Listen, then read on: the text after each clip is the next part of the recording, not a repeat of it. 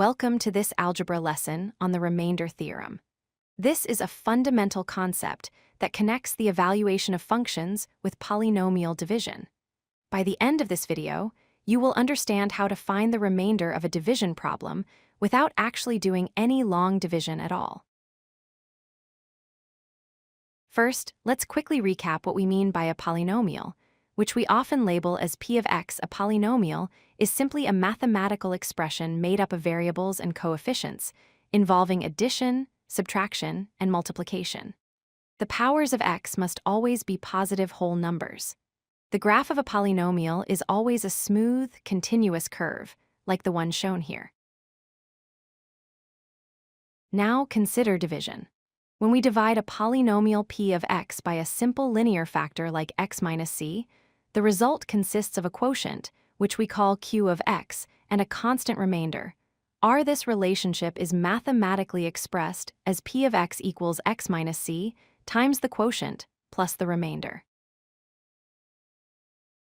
Here is the core question that leads us to the theorem. We have two seemingly different operations. One is dividing a polynomial, and the other is evaluating a function at a specific number. The remainder theorem reveals a surprising and powerful link between these two actions. Let's prove this connection. Start with our division equation from before. If we replace every x in this equation with the number c, something interesting happens. The term c minus c becomes 0.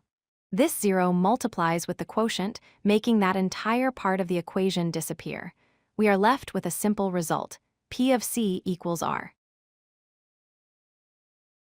Visually, this means that the remainder of the division is exactly the same as the height of the polynomial graph at the point x equals c if you look at the graph. The y value at that specific point represents our remainder. Let's apply this to a real problem.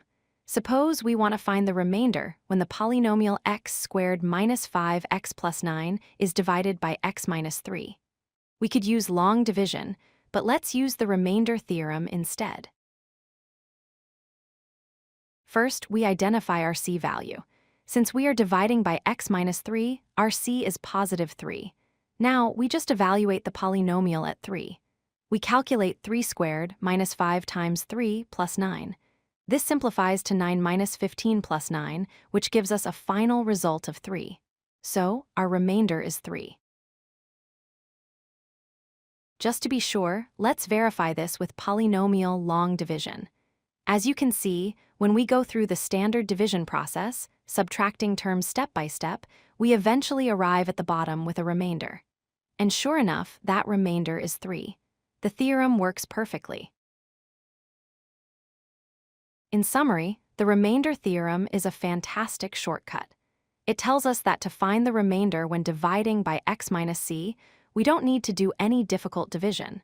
We simply plug the number c into the polynomial and evaluate it. It saves time and reduces the chance of calculation errors. If you like this video, hit that like button and don't forget to subscribe. Visit codelucky.com for more such useful content.